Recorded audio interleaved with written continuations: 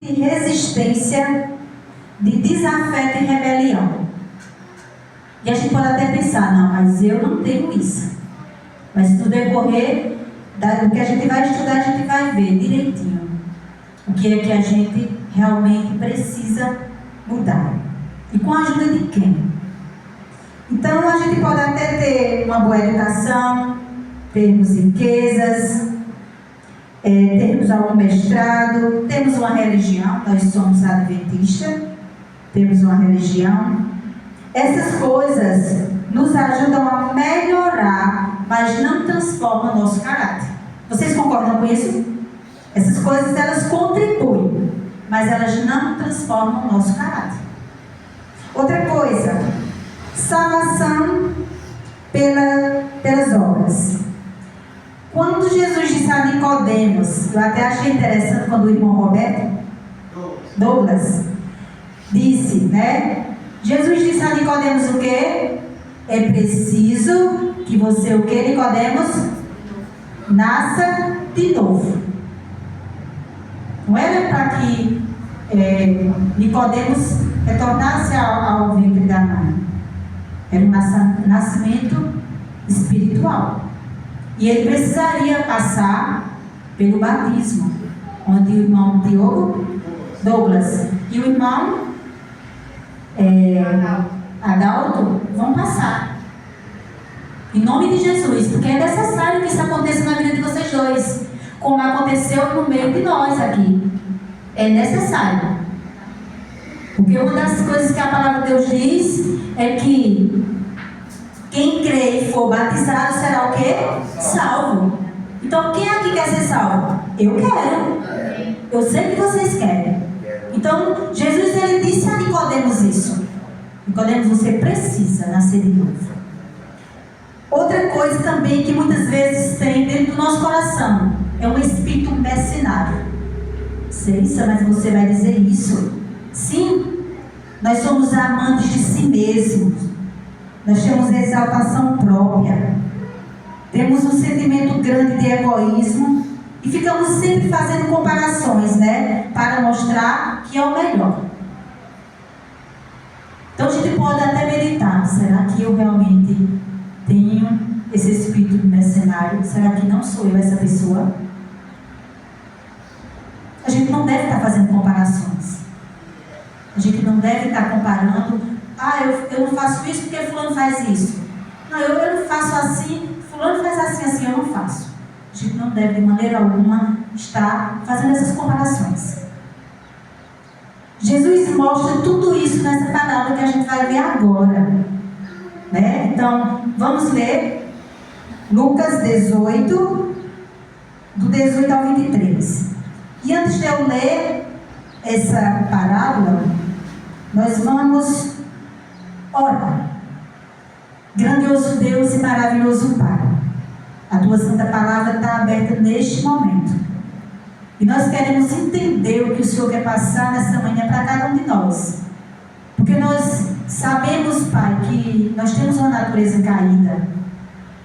Nós queremos, Senhor, servir a Ti. Ter o Senhor como nosso exemplo. Mas muitas vezes a gente está tão cego, a gente está tão distante que a gente não percebe o quanto a gente necessita de mudanças. Mas nessa manhã, Pai, através desse texto, que o Espírito Santo ele venha trabalhar em nossos corações para que a gente possa abrir a nossa mente e receber essa mensagem com amor e com muito zelo, para que ao sairmos daqui a gente saia diferente do que entramos, com outros pensamentos, com vontade de servir da maneira que Tu queres, não a maneira que a gente deseja e quer que seja. Porque o nosso coração é enganoso, Pai. Então nós queremos ser submetidos à Tua vontade. Em nome de Jesus eu te peço e agradeço. Amém. Então, em Lucas capítulo 18, do 18 ao 23 diz: certo homem de posição perguntou-lhe: bom mestre, que farei para herdar a vida eterna? Respondeu-lhe Jesus: por que me chamas bom? Ninguém é bom senão um que é Deus. Você sabe os mandamentos? Não adulterarás, não matarás, não furtarás, não dirás falso testemunho, honra teu pai e tua mãe. E esse homem, ele replicou, com muita segurança: tudo isso tenho observado desde a minha juventude. Ouvindo Jesus, disse-lhe: uma coisa ainda te falta. Vende tudo que tens, dá aos pobres, e terás um tesouro nos céus. Depois vem e segue. Mas ouvindo ele estas palavras, ficou muito triste, porque esse homem era o quê? Riquíssimo. César, mas aqui não tem ninguém rico, então esse não é um problema nosso. Essa parábola aí não é para mim, Jesus entrou no ponto principal para aquele jovem ser salvo. E Jesus hoje nessa manhã quer mostrar a cada um de nós também um ponto para que a gente possa ser salvo. Que ponto será esse? Jesus tocou na ferida daquele homem, que era a riqueza. Mas, hoje de manhã, o que será que Jesus quer tocar em nossos corações? O que será, irmão Adalto? Que Jesus quer nessa manhã que o Senhor tome uma decisão e dizer assim: pronto, isso daqui não faz parte de minha vida e eu quero realmente obedecer a Deus. Aqui, nós precisamos ter uma obediência perfeita. Tem que ter uma intenção e tem que ter uma inclinação, e após a inclinação, os atos. Os judeus, eles tinham perdido essa inclinação. O jovem rico disse a Jesus que já fazia tudo aquilo ali há muito tempo. Mas aquele jovem era amante de si mesmo. E eu pergunto aqui nessa manhã: será que nós não estamos sendo amantes de nós mesmos? E o que é um amante de si mesmo? É um transgressor da lei. Ele transgride a lei. Hoje, muitos têm uma palavrinha chamada idolatria. E o que é isso, César? É o culto a si mesmo. A sua maneira de agir, a sua maneira de louvar, a sua maneira de pregar, a sua maneira de se vestir, tem que ser sempre voltada para você. É o eu. É o eu. E eu digo: será que não estamos sendo dessa maneira? Será que o que eu quero pregar tem que ser do jeito que eu quero?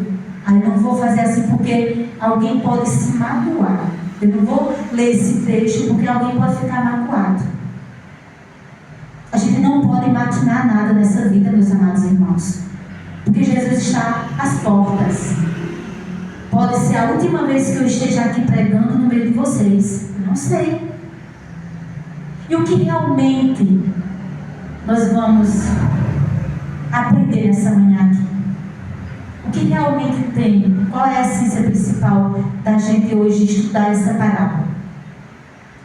Eu digo a vocês: o jovem revelou isso diante dessa prova, que ele não obedecia realmente aos mandamentos, como ele disse que obedecia. Porque quando vem essa palavra, vende tudo, e depois vem, segue-me, dá as coisas aos pobres e segue-me. Aquele jovem, ele ficou muito triste, porque ele era apegado ao que ele tinha, aos bens que ele tinha.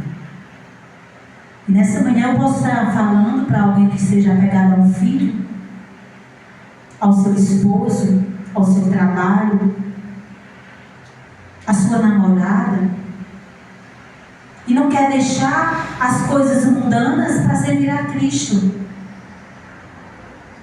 Não precisa ser a riqueza que vai deixar a gente distante do céu, não.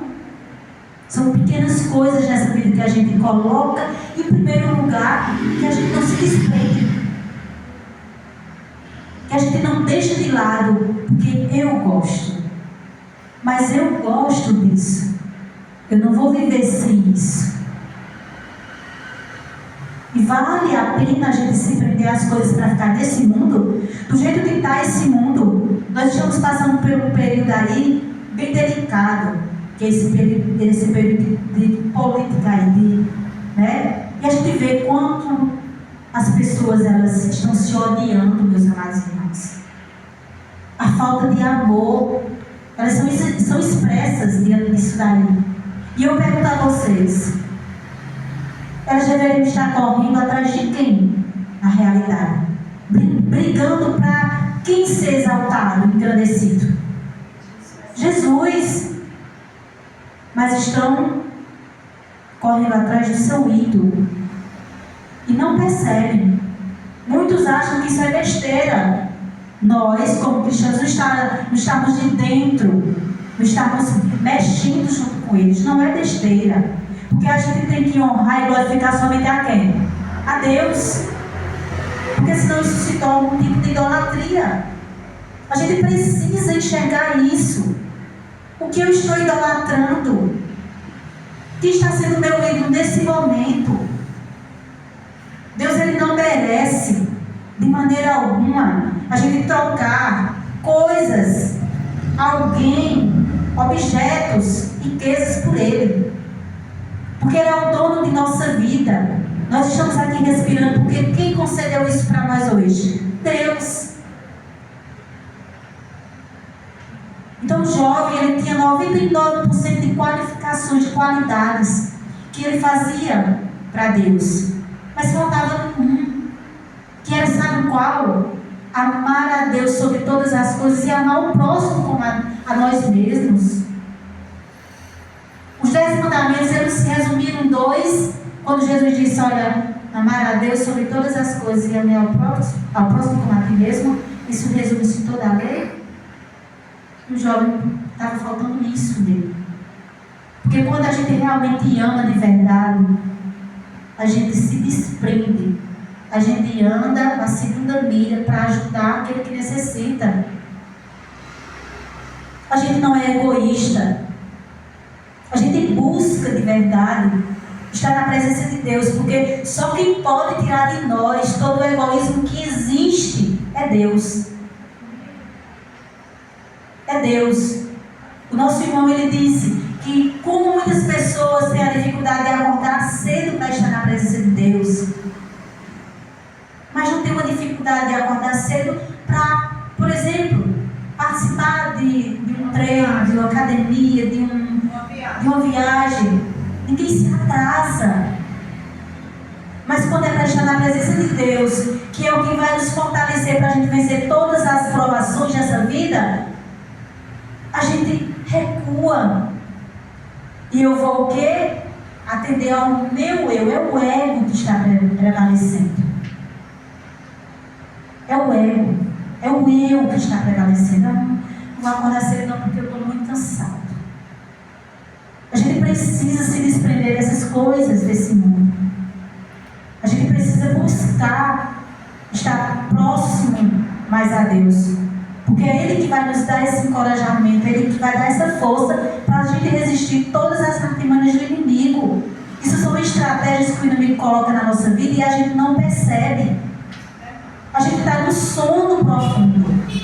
E a gente precisa pedir ao Espírito Santo que acorde a cada um de nós, que nos saculeje, que nos mova, que nos desperte. Deus está gritando lá de cima, desperta, igreja, desperta, povo, não durma. Quando a gente faz esse tipo de coisa lá, sabe o que está sendo postado diante de Deus? Olha aí os idólatras e olha aí os ladrões. Porque é isso que passamos quando a gente está fazendo algo extremamente, buscando extremamente algo que não seja colocar Deus em primeiro lugar. São os idólatras que a gente coloca dentro da nossa vida. E quem somos nós para criticar quem é idólatra? A gente não tem nem condições de abrir a nossa boca, que não devemos. Porque existem coisas pequenininhas que a gente está idolatrando e a gente não percebe.